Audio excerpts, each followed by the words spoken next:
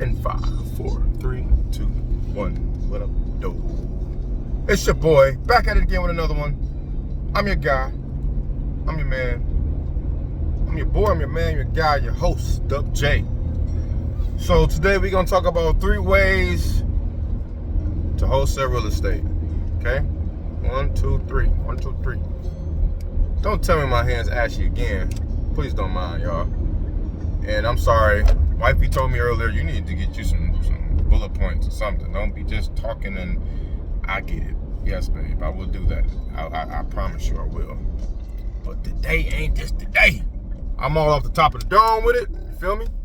So, number one way to wholesale real estate is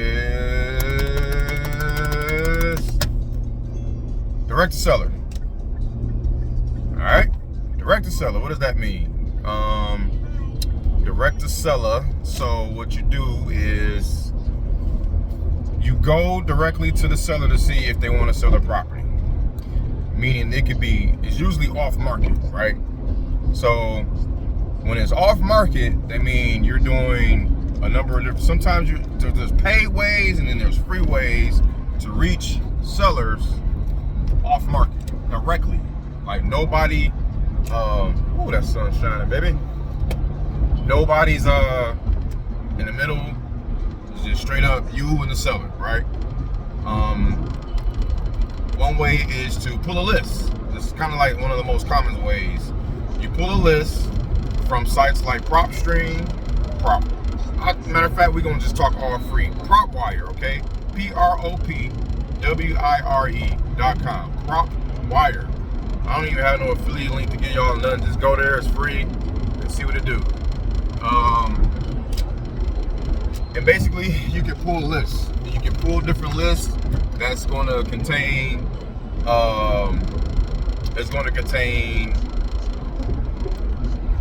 ways to filter out what you want, what type of sellers you want to go after. So landlords, right? Absentee landlords, people who own property that don't live in them, right?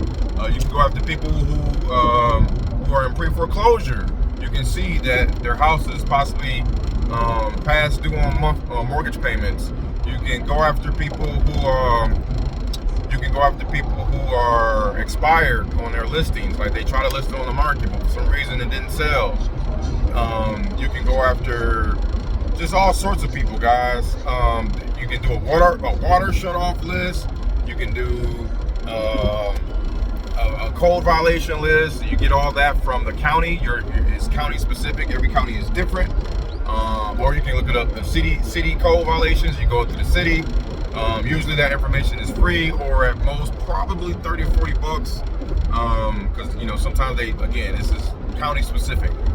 What else? You can actually drive around. They call it drive for dollars, or we're in a lazy society, so you can I call it mapping for dollars. I did this back in 2018, guys. Mapping for dollars. Literally going on Google Maps and just going down the street. Usually the Google Maps are updated, right? So maybe you'll see a 2023 or 2024 live view of that block, and you just see what properties have overgrown grass, tarps on the roof, etc. Looking like the houses are looking dilapidated. You're looking for all of those different signs. Man, are you gonna let me over, bro? Like, geez. So anyway, you pull those lists, and after that, you skip trace that list. What does skip trace mean? I mean, you get the phone numbers, the contact information for all those people, so you can reach out to them directly. That way, you can text them, or you can call them, or you can direct mail them, or you can, if you bought it, you can go door knock them too. You know what I'm saying? I will only go door knock efficiently. It's an efficient way to door knock though. Like normally you want to door knock a targeted list that's got like 1, 2, or 3 pieces of motivation on there. It could be like a vacant house that's in pre-foreclosure, something like that, or somebody that's behind on their taxes, that's behind on their mortgage, and it's a probate. You stack them all up, and you can use an app called Road Warrior, and you can punch in all these addresses, and then it'll optimize your route so you can hit all the addresses in the same zip code, the same area, You go knock on their door. You can leave a note. Hey, this is Winston. I was coming by to, you know, see if you may be interested in had any plans to sell. And that's another thing. Have a good intro, right? To when you're doing outreach, because you're cold outreaching to these people. You know what I'm saying? And you're just banking on chance and probability of the situation they're in. So, you know, you're not calling based on the situation and talking about that situation. You're asking pretty much the same thing to everybody. Hey, this is so and so. I saw your property here on 123 Smith Street. I was just checking to really see. I mean, did you have any plans on selling in the near future? That's it. That's it. And then I can go on another video on about what to say, description, all that stuff. But right now, I'm just talking about the ways to wholesale real estate. So that's one way, right? I'm missing out I'm missing on some stuff, but it's okay.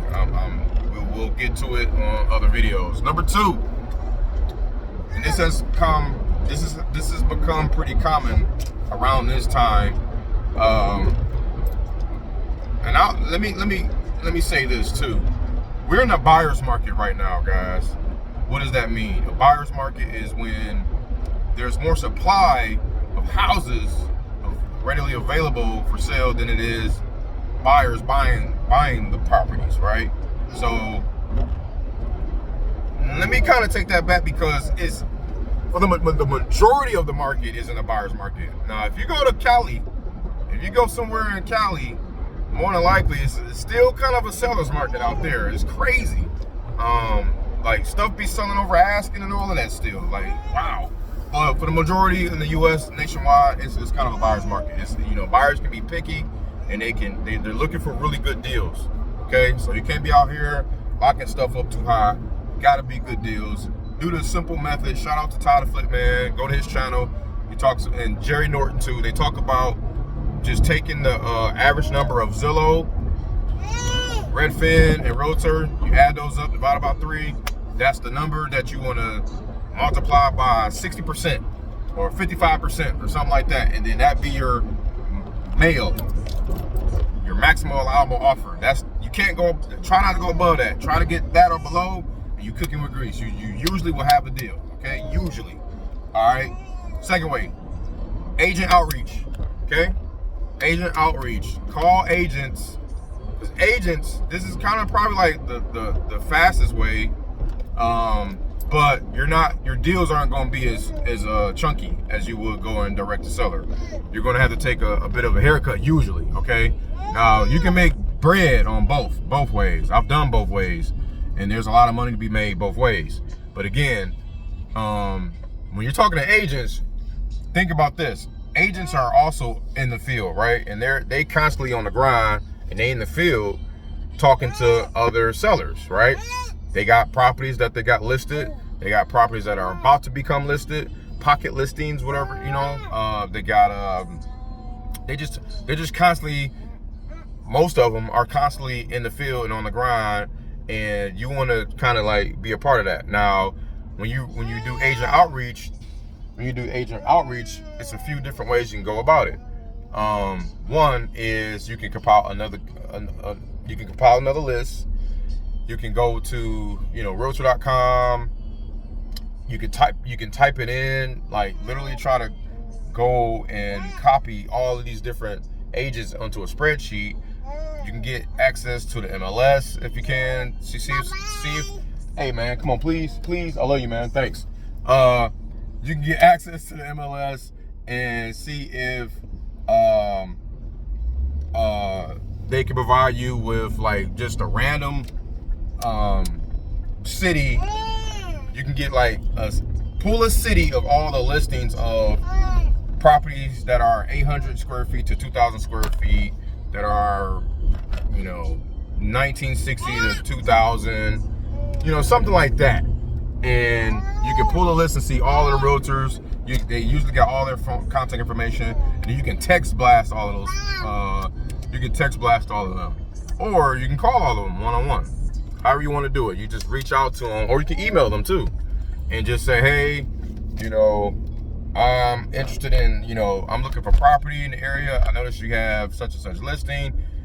Hey, you know, I know that I'm not always a good, you know, I'm sorry. There's usually a couple ways to go about it. You can say that that you're looking for property in a certain manner, right? You're looking for single family homes that have, you know, that needs love, that needs some work.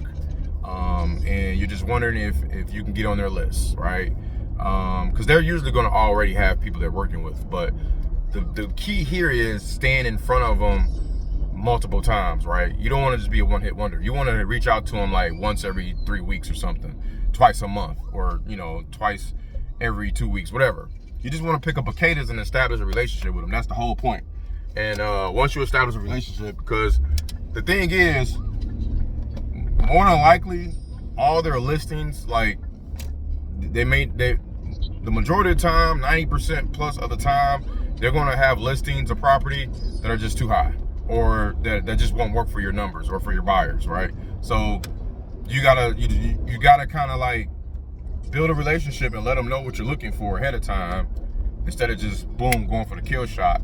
You know what I'm saying? Let them know that you're an investor, you're looking for property, you're working with other investors, all of you guys are looking for property. Whatever you want to, however you want to introduce yourself, and be straight up. You know what I'm saying? You don't gotta lie. Sometimes, even if you're brand new, you could tell them, hey, I'm new to these parts of, you know, of this such and such area.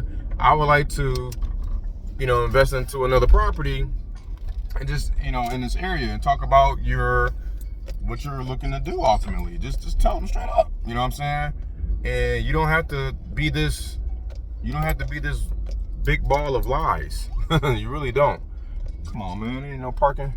So you do agent outreach, man. You can it's telling me my camera's too high.